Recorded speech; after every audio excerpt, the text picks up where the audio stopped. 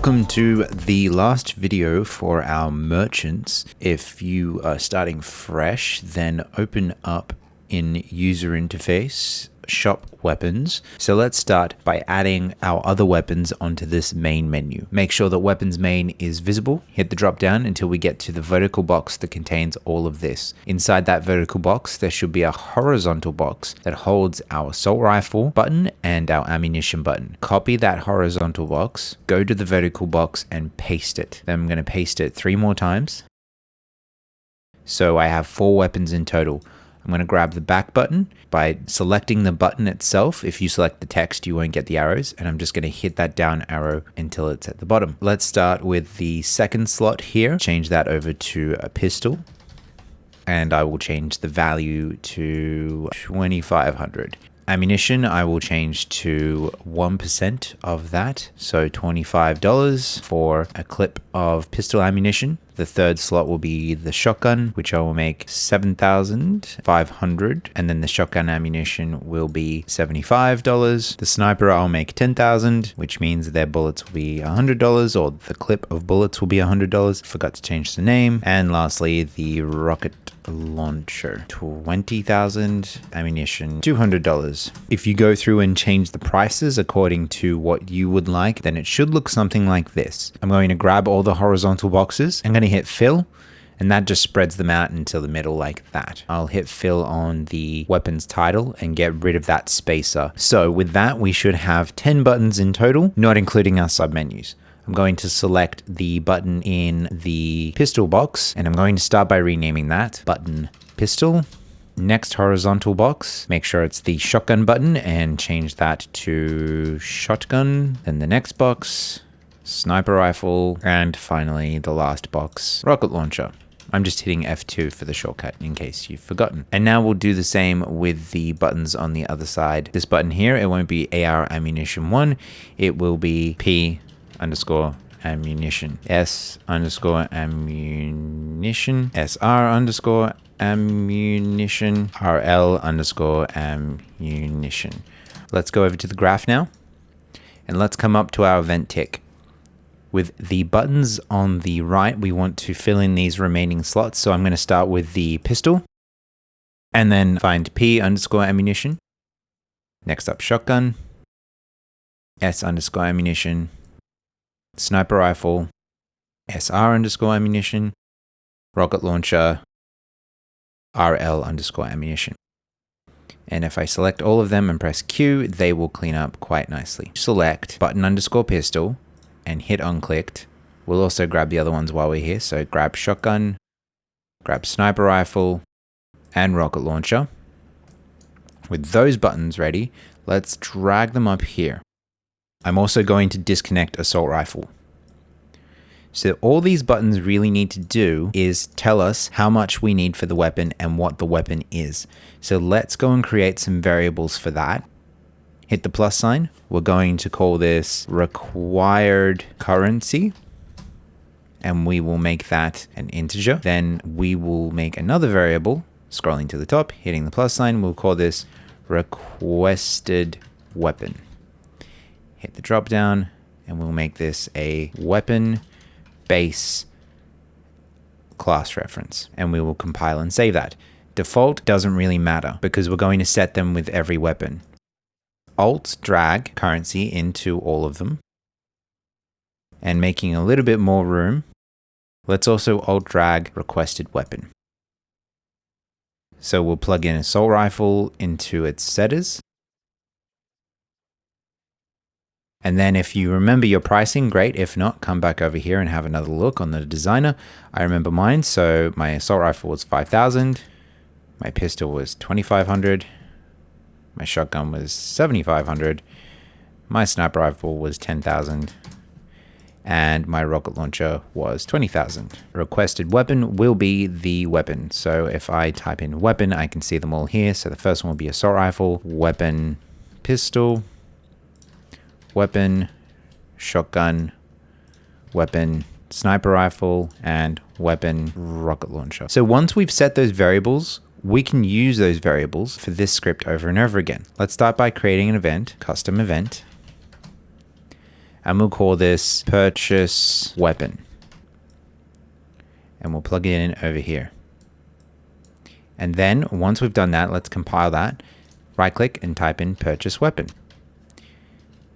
And we want to call that function. Copy that and paste it. So we're going to set the requested weapon, set the required currency, and then fire off this event. The first thing we check is our currency. So we need to drag in that variable, required currency. So we'll check if the required currency is equal to what we have or above. Then we will go and check if we already have that weapon. So that will be requested weapon. We'll drag that on top of this.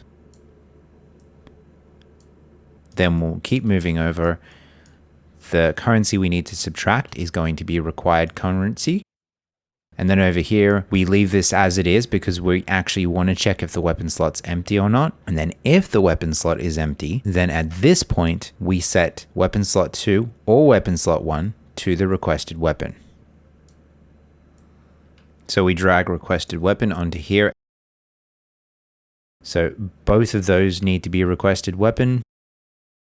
And another good reason that we've put this script side by side. So when I've put these two, I haven't forgot the replace weapon script. Let's drag requested weapon on the replace weapon script.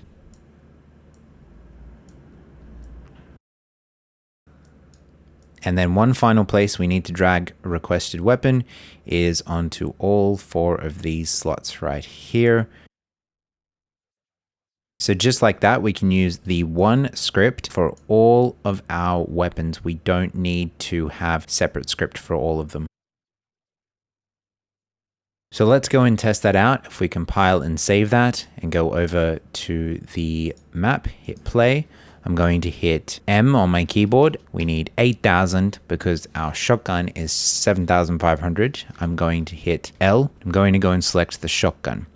When I press enter, it's going to ask me which weapon I want to replace, and I will replace weapon slot 1.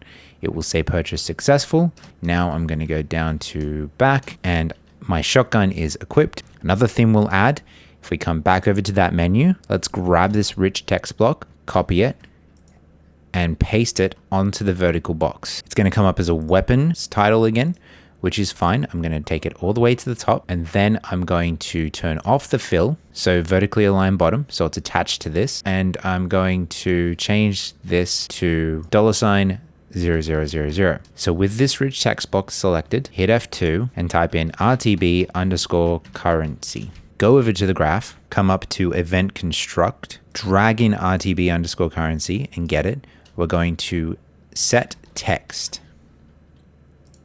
and plug that in there. And the text we're going to set is, of course, our currency. So let's get a hero reference,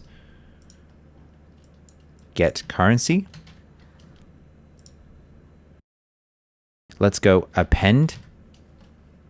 And this is one of the differences between strings and text. You can't append text. Text is either set or it's not, but strings you can append. So I'm going to put that $sign in front. And then I'm going to plug currency into B, which will automatically convert. And then the return value will be string to text. And then one other place we're going to need this, because that's just being set when we create the menu. We need to set this at the end of purchase successful. So when we hit the actual purchase successful button, that's when we can change it. So I will just paste that and attach it to the end there. Then I'm going to replicate what I did before to get the shotgun. Or maybe I'll try the sniper rifle this time. Press the L key, go down to the sniper rifle, hit enter, replace weapon slot 1, purchase successful, and it says I have 2,000 left. Let's give this to an NPC.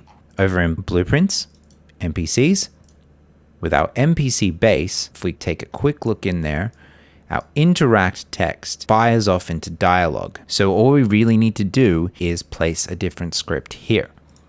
So if I was to create child blueprint class and change this to NPC_merchant, and then open that up, come over to the event graph, I'm going to type in interact, and I'm going to get the event interact. we're going to get a print string to test that this is successfully overriding the previous event interact. Compile and save that. Drag our merchant in here. Hit play, walk up to him. And there's the override. So let's open up in Blueprints. Let's go over to our core, over to PC_hero, our player controller, and let's copy shop weapons widget, add to viewport, set game input mode. Let's copy those over, and in the merchant, let's paste them. Now we'll get player controller, plug that into player controller and owning player on these two nodes. My mistake, we can actually copy over set game paused. That is more of a universal node. So the only other thing we need to do here is show mouse cursor, and we want to set that. So that's the other reason we need a player controller. And then we don't need the print string anymore. Let's plug in that event interact. Compile and save. Once you're done cleaning up, let's go over to the test map, hit play. And now when I press E, the merchant script comes up and I can buy a weapon from him. And even though you might be worried that we're not going to have time for our ammunition, come down to weapons in our blueprints folder and open up. This is essentially the script that we would need to put in there. We can't make this script universal, but we can copy and paste the script over to the weapons menu. So let's come up to shop weapons, grab our ammunition button. With that selected, get on clicked, and we will copy over this script. So we will drag over this selection here, copy over that, then over to our weapons script. Let's paste that. If we wanted to make our lives a little bit easier by not creating any additional events because the script is going to flow through, let's go back over to the ammunition pack. Let's grab this script here, everything attached to add to weapon. We don't need destroy active, so we'll copy that back over to shop weapons, paste that down here. So this is what happens if that is the weapon in the right slot. And then if we don't have the weapon and we're just storing ammunition, then we'll copy over this script here. So from hero reference to set ammunition, back over to shop weapons, and we'll paste that down. So that'll happen out of false. A little bit of homework for you guys. The first thing you're going to need is an event for if the ammunition is already full. And I will show you that event, custom event, ammunition full. And I'll show you where to put it, ammunition full. It just needs to come into false there and into false there.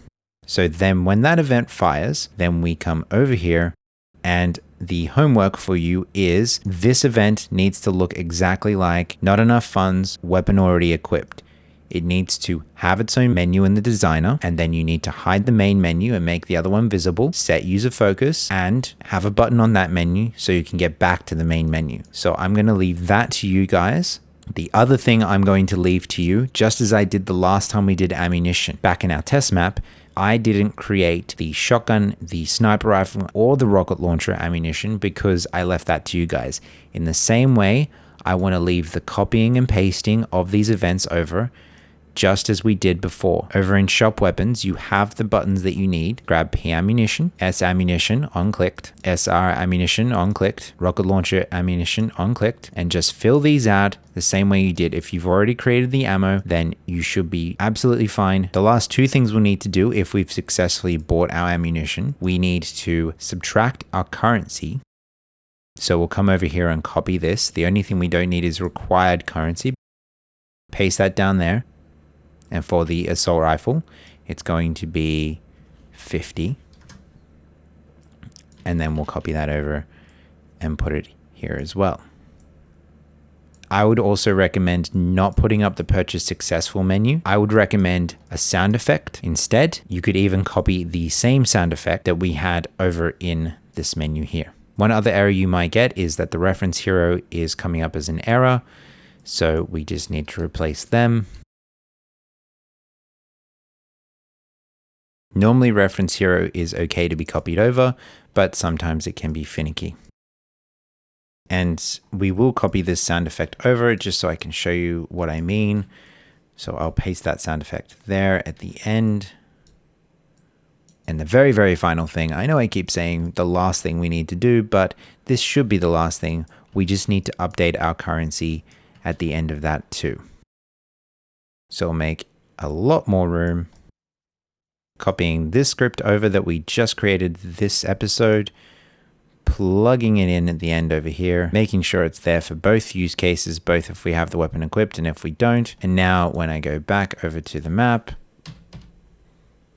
the currency updates up here. And as I've filled up my ammunition, I'm not getting that menu. It's not taking away currency. It's not playing the sound effect because the ammunition should be full because the max amount I said was 300. So I hope that tutorial series has been helpful for you. We will be moving on to another topic in the next episode. So I will see you guys then.